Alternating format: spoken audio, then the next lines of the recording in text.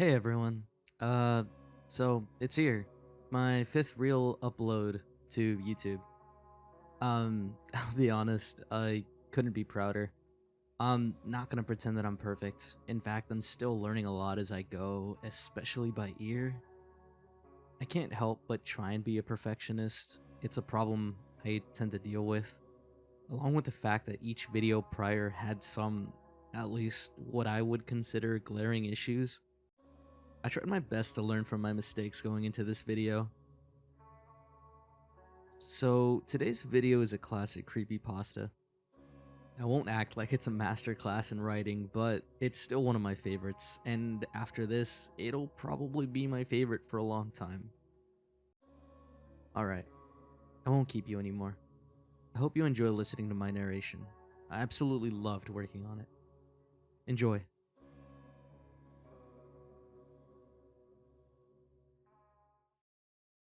Some people might recall the momentary buzz caused in 2009 by a particularly odd Morrowind mod. The file name was JVK1166z.esp. It was never posted on any of the larger Elder Scrolls communities, only smaller boards and role-playing groups. I know in a few cases, rather than being posted, it was sent via PM or email to a chosen few. It was only up for a few days to the best of my knowledge. It caused a buzz because it was a virus, or at least it seemed to be. If you tried to load the game with the mod active, it would hang at the initial load screen for a full hour and then crash to the desktop. If you let it get that far, your install of Morrowind, along with any save files you had, would become completely corrupted. Nobody could figure out what the mod was trying to do, since it couldn't be opened in the construction set. Eventually, warnings were distributed not to use it if you found it, and things died down. About a year later, in a mod board I used to frequent, someone popped up with the mod again. He said he was PM'd by a lurker who deleted his account immediately after sending. He also said that the person advised him to try playing the mod through DOSBox. For some reason, this worked. Sort of. The game was a bit laggy, and you couldn't get into options, load game, the console, or really anything else other than the game itself. The quick save and quick load hot buttons worked, but that was it. And the quick save file seemed to be just part of the game file, so you couldn't get at it anymore. Some speculated that the changed game used an older graphics renderer, making DOSBox necessary, but it didn't look any different. So, this part I can speak about from personal experience. When you start a new game in JVK, as the board came to call it, once you leave the starting bit in the census office and come into the game proper, the first thing you notice is that the prophecy has been severed box pops up. This is because every single NPC having to do with the main quest is dead, with the sole exception of Yegrum Bagarn, the last of the Dwemer. Their corpses never despawn, so you can go check on all of them. In effect, you begin in a world that is doomed to start with. And the second thing you notice is that you're losing health. It's only a bit, but it keeps happening, a little bit at a time. The longer you stay in one place, the quicker it seems to occur. If you let this health loss kill you, you'll find the cause.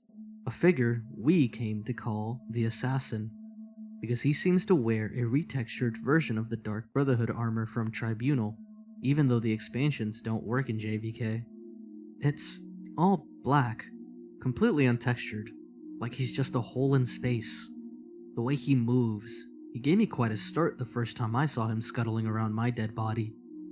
He crawls inhumanely on his hands and feet, his arms and legs splayed out like a spider. You'd usually only see him after death, crawling around and over your body just before the reload box popped up. Occasionally, you could catch a glimpse of him darting around a corner or crawling on a wall or ceiling. It made the game very difficult to play in the dark. Other than that, the only noticeable difference is that, at night, at random intervals, every NPC in the game will go outside for a few minutes. During this time, the only thing they will say when hailed is, "Watch the sky." Once they return to their normal behavior, they act regularly though. After a while, a player on the board discovered a new NPC named Tierras, a male Dunmer in the temple at Ghostgate. Two things are notable about this NPC. First is his robe, a unique article of clothing that was lovingly rendered with twinkling stars all across it, looking like a torn off chunk of the night sky. The second is that all of his dialogue, in addition to showing up in the dialogue box, is voiced. You can skip it if you wish, but it all sounds like it's in the default male Dunmer voice. Some people said that they thought the voice was slightly different, but it was a very, very good imitation. I won't go into the details, but the questline he sends you on has to do with a dungeon referred to simply as the Citadel. Up until this point, the quests were all fairly generic. Discover the secrets of the ancients type. The entrance to this dungeon is on a small island far to the west of Morrowind proper. I eventually discovered that if you used a scroll of Icarian flight at the westernmost point on the main landmass and jumped directly west, you'd end up almost exactly at the island. Even though the dungeon is called the Citadel, it goes down. It dwarfs any other dungeon, both in size and difficulty. From a natural cave area, you'll proceed down into an ancestral tomb looking area, then a Daedric ruin area, and then a Dwemer ruin area. I made it down to the Dwemer ruins before I quit. The creatures here were so strong that a level 20 character would have to take care, and since you can't use the console in JVK, level 20 took a while to get to. Since quick save and quick load are your only options, it's all too easy to get yourself into an impossible situation too. I know I did, and I just didn't have the energy to start over. What I'm telling you now is based on the testimony of those few who went further. Past the Dwemer ruins, you apparently find yourself in a level like the Dwemer ruins, but darker. Rather than the usual bronze, all the surfaces, including those of the creatures, are black. The sounds of machinery are loud here, and grow louder still randomly. There's also steam or fog everywhere, limiting your vision to about 10 in-game feet or so. If you can make it through all of this, you will reach a room at the end of the hall. Those who found it called it the portrait room. Like the fire and torches or other effects from early 3D games, this room has picture frames that always face directly at you, no matter how you look at them. The images in the frames are always randomly chosen images from your My Pictures folder. On the board, the ones who got to this point had some fun posting screenshots of the portrait room with various pictures in the frames. Usually, it was porn. At the end of the hall was another locked door. After admitting defeat and returning to Tierras, he could be found saying, "Watch the sky," in his gravelly voice. What's more, nobody else in the game would say anything. Talking to them would present a completely blank dialogue box with no options at all. They wouldn't even rattle off the usual canned audible greetings. The only exception was at night. Whenever they'd go out for a few minutes, they'd repeat it. "Watch the sky." At this point, one of the players, a friend of mine from the board, noticed, and a few of the others who got this far agreed, that the night sky was no longer the usual night sky of Tamriel. It had changed to a depiction of the real night sky, and it moved. From this point on, everything is based on what this one person reported. Eventually, he got himself kicked from the board, but I kept in contact with him for as long as he responded. According to him, based on the constellations and planets, the sky started around February of 2005. If you died, loaded, or went back into the Citadel, it would start over. When the usual day sky graphics took over, the movement would be suspended until the stars appeared again. In the space of a single night, everything would move about 2 months worth. Since the timescale of JVK was more or less that of the standard game, that meant that a bit less than an hour was equal to a 24-hour period. He became convinced that the door would open based on some kind of celestial event. Of course, waiting for that meant leaving the game running. Of course, that meant the game couldn't be left unattended thanks to our old friend, the assassin. My friend decided he'd hang out for a whole day, just to see if anything happened. That would be about a year's worth of movement. Here's the post he made at the end of this experiment. I loaded in Satanine, where it all starts. It wasn't too bad, just had to check in now and then to move around and heal to make sure I wasn't dying. But check it out. 24 hours exactly in, the assassin learns a new trick. He screams. I was reading and all of a sudden this crazy loud shriek just about makes me crap myself. It was like something out of a horror movie. I look up and there he is, just crouched down right in front of me. Of course, the second I moved my character, he ran off. And when I went back down to the portrait room, the door was still locked, damn it. A bit later, he came to the decision that he needed to wait 3 days. 3 years. His reasoning was that the PM advising us to try DOSBox showed up in February of 2008. That was the point he needed to get to. After the first shriek, the assassin stops hitting you out of nowhere. Now he'll shriek, and if you don't move for a few seconds after that, he hits you. I think whoever made the mod was trying to help. That night, I've got my headphones on, and I was just kind of dozing off when he wakes me up with a shriek. I juggle the mouse and I'm good. That post was 2 days in from his laptop. Once it was over... Fuck. I'm so fucking done. So I wait the 3 days, right? Right after the fucking assassin made me jiggle the mouse, he shrieks again.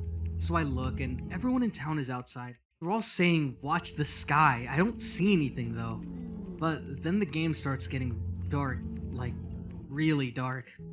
I turn the brightness all the way up on my monitor and I can still barely see. There are other people in the game, little figures running around in the distance, just going back and forth. If I try to get too close, they run off. Now, I was trying to sleep, so the lights were off and this was kinda creepy. I didn't want to get up to turn on my light because I didn't want to miss anything. But nothing fucking happens. Eventually, I go to the Citadel. It was so dark and I had to swim. The whole time I could just see all these guys swimming all around me, just barely there. I make it to the Citadel and it's normal light inside and I get worried. Sure enough, the portrait door is still fucking closed. I go outside and it's all starting over. So, yeah, that's it. I'm fucking going to bed, and I'm fucking done. The end. After that, 2 things happened. First, someone else who got to the portrait room claimed that the assassin was showing up in his regular Morrowind game. Quick explanation. If you reinstalled Morrowind to a different folder, you could have a normal Morrowind install along with JVK. He himself chalked it up to an overactive imagination at first, but he reported a couple of really big scares with the black figure crawling right at him, or seeing it waiting just around the corner before scuttling off. Another of those who reached the portrait room started a regular Morrowind game, but never saw him for sure. It was just a couple of maybes, late at night, and always at a distance. The second is that my friend started getting really abusive and short-tempered on the board, though he stopped talking about JVK entirely. It got so bad that he was soon kicked off. I didn't hear anything from him for a couple of weeks after that, so I sent him an email. This was part of his reply. I know I shouldn't have, but with classes out, I had some time, so I started JVK up again. It's almost 2011, and I think I've got the sleep madness, but stuff is happening. It's still dark. Once it gets dark, it never gets any lighter. It stays like that. The people moved a few months ago.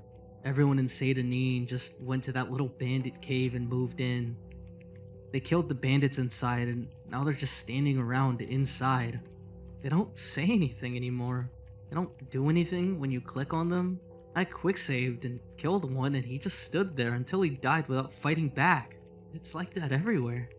You have to walk since the quick travel people are all in caves now too. But all the cities and towns are deserted. The people are in caves and tombs. Everyone in Vivek is down in the sewers. I'm going to Ghostgate next. I want to see if Tierras is still there. I'll tell you what he says when I get there. I replied and said I wanted to see what he said too, and waited a day. When I didn't get a reply, I mailed him again, and a couple of hours later, he sent back. Sorry, I totally forgot, so it's 2014 now. Since it's always night, the stars are always moving. The whole screen is dark, but you can still see the brightest stars moving around. Tierras was gone. Everyone in Ghostgate was gone. I don't know where they went. They're not in any of the nearby caves, but there's new stuff. People still don't say anything, but their eyes are bleeding. It's so dark that even with a light spell, you have to get right up against them to see. But there they are. Little dark streaks coming down from their eyes. I think I gotta be getting close. I know this is stupid and there's no way the payoff is gonna be worth it, but I just want to be able to say I stuck it out. I got that one during the day. Later that night, I received a follow-up email. Some of the planets aren't moving right. It's pissing me off. If this keeps up, I won't be able to track anymore. It's almost 2015 now, I think. Fuck. You know, I just now noticed that there aren't even any monsters anymore either. I'm completely alone outside now. The main quest people's bodies are still lying around though. I went to check on them. I don't need headphones anymore. I just leave them off. When he shrieks, it's like he's screaming right into my ear. I think I even kind of anticipate it. He's around a lot more now. A lot closer. He's different from the other people who started showing up. Remember? They keep running around where I can barely see them. I have to admit, it's kind of creepy at night. Sometimes, when I go to the bathroom or whatever, I swear I can see something out of the corner of my eye. I'm keeping all the lights on now. I sent him an email jokingly telling him to get some real sleep and left it at that. 2 mornings later, I found this in my email. It was the last thing I got from him. After it, he stopped responding entirely. I just got up from a fucked up dream, I think. The assassin shrieked at me, and when I opened my eyes, he was right there, crouching over me. His arms and legs were longer and more like a spider's. I tried to push him away, but when I touched him, my hands went inside and I couldn't get them loose again, like he was made of tar or something. Then I woke up. I thought he was gone, but when I looked at the monitor, I wasn't where I was. I was in the Corpusarium with the Yagrum. For once, the light was okay and I could see him all bloated on those mechanical spider legs. I sat down at the computer and he started talking to me. Not in a box, but like really talking to me. In Tierras' voice. He knew things about me. He told me things that I never told anyone, and some things I totally forgot about. He told me that almost nobody had made it this far, and that the door would open up soon. I just had to hang on a little while longer. He'd said I'd know when it was time.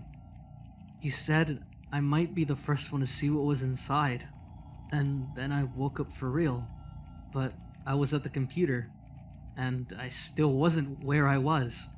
Right now, I'm swimming out to the Citadel Island, and I can hear this tapping. It's at my window. It's over on the left, so I'm sending you this because I left my laptop by my bed, to the right. Just a little, like he's knocking his finger against the glass. I might still be dreaming now. I guess that's the end of the story. I know there are a few other tales floating around about this mod, but this is the only one I know as true, as far as it goes. I deleted my JVK copy of the game pretty much right after I gave up, but I'd like to get the mod again, if anyone still has a copy of the file. I want to see some of this for myself.